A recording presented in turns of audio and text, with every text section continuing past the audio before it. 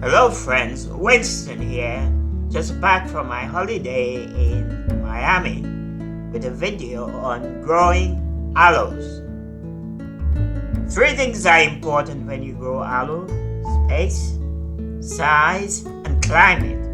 I don't have to tell you that, like many plants, what you grow and where you grow it will make a big difference how it works. Aloes are no different. I'll start off with a very popular aloe, Aloe striata. Have a look.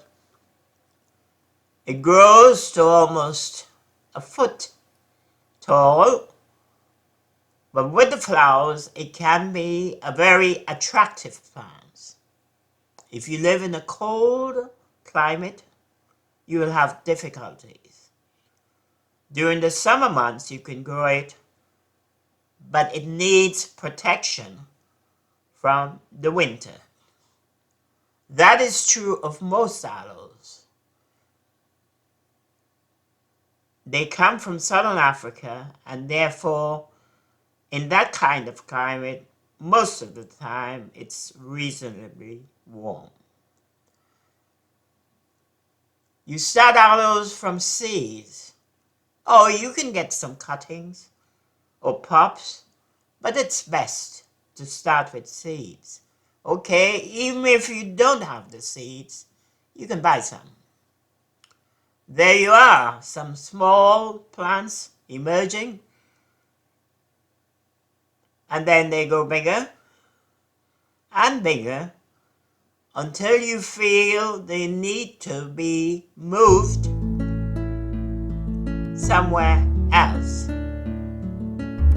They would create very little difficulty. And if you look at those plants, which I have in that space, it's very easy to see how quickly they develop the tendency to survive, and soon you have your maturing plants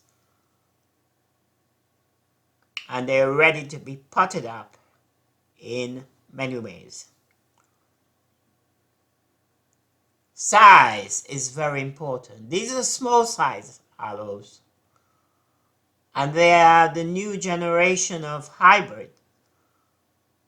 They grow almost 5 inches tall, if that much. The thing about them is they flower very much and very easily. So they are very desirable, and I would suggest to you have a try with these small size hybrids. Okay, these are some of my own small size hybrids from my greenhouse here in London. I find growing them very easily. Another thing is they produce flowers so readily that they are very much so worth the effort.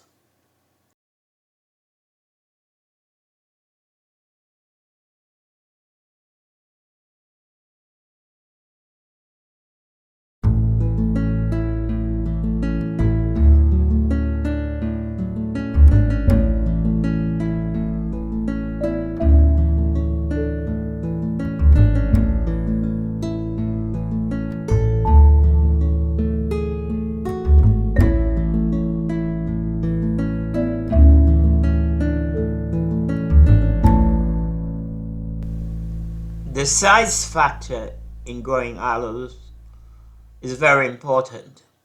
If you try to grow 3 aloes, that is aloes which are probably over 5 foot tall when matured, you should understand that they would not fit very easily into a kind of pot. Most of them would need to grow in the ground. This is Aloe malo,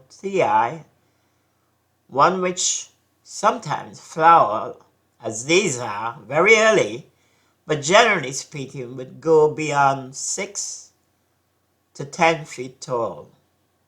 They're very attractive and very wonderful.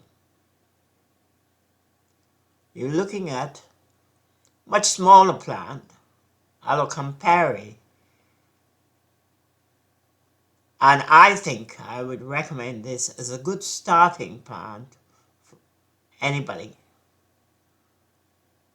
It can go easily in the ground in a mild climate, but if you feel that your winter is much too cold, you can opt for the pot. Or, better still, you can set it up in a greenhouse. Most aloes will do nicely in a greenhouse. Here's another one, Van Bellini. Beautiful yellow flowers, and you cannot go wrong with these. I do love this plant.